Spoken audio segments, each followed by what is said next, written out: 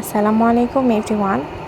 কুরবানির ঈদের শপিং করা নিয়ে যতটা না চাপ থাকে তার চেয়ে বেশি চাপ থাকে ফ্রিজ ফাঁকা করা নিয়ে। ফ্রিজে অলরেডি অনেক মাংস মাছ জমা হয়ে আছে, সেগুলো তো ফাঁকা করতে হবে।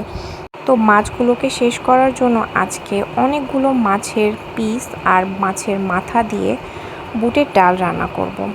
অনেকে এভাবে খেয়েছেন, অনেকে খাননি। তো যারা খাননি তাদের জন্য এই রেসিপিটা।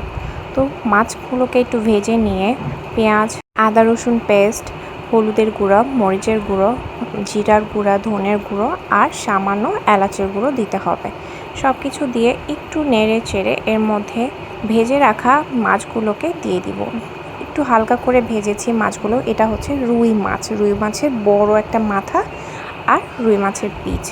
তো এগুলোকে একটু হালকা কষিয়ে নিয়ে আমি পানি দিয়ে দিব। বেশি কষাতে হবে না এই রান্নাতে। পানি দিয়ে একটু জাল করে নিয়ে বলক ওঠার পরে এখানে বুটের ডালগুলো দিয়ে দিতে হবে। বুটের ডালগুলোকে আগে থেকে প্রেসারে সিদ্ধ করে নেওয়া হয়েছে যেন রান্না করতে সুবিধা হয়। বুটের ডালগুলো যদি এরকম গোটা গোটা থাকে দেখতে ভালো লাগে, জন্য বেশি কষাতে হবে না। এখানে পানি দিয়ে দিব। বেশি কষালে ডালগুলো ভেঙে ভেঙে যাবে, ঘেটে যাবে, তখন আর দেখতে ভালো লাগবে না, খেতেও ভালো লাগবে না। স্বাদ বাড়ানোর জন্য এখানে টক দই ব্যবহার করা হয়েছে।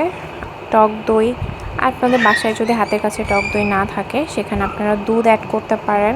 এই ডালটা একটু পাতলা ভালো লাগে, যার জন্য বেশি পরিমাণের পানি দিতে হবে। অল্প পানি দিলে ডালটা অনেকটা পানি চুষে ঘন হয়ে যাবে, তার জন্য পাতলা ডাল খাওয়ার জন্য পানিটা একটু দেখে শুনে দিতে হবে। হুটহাট এরকম রান্না কিন্তু খেতে খুবই ভালো লাগে। তো হয়ে যাওয়ার আগ দিয়ে এখানে কয়েকটা কাঁচামরিচ ছিটিয়ে দিব আর সামান্য চিনি আর বেরেস্তা। ব্যাস রান্নাটা হয়ে যাবে। এটা পুরোটাই প্রসেসিংটাই আমার শাশুড়ির, আমি জাস্ট ভিডিও করেছি আর ভয়েস ওভার দিচ্ছি। নতুন বউ যদি শ্বশুরবাড়ির সবাইকে পটিয়ে রাখতে চায় তাহলে অবশ্যই এই ধরনের রান্না শিখতে হবে। রান্নাটা যদি ভালো লাগে একটা লাইক আর কমেন্ট করতে ভুলবেন না।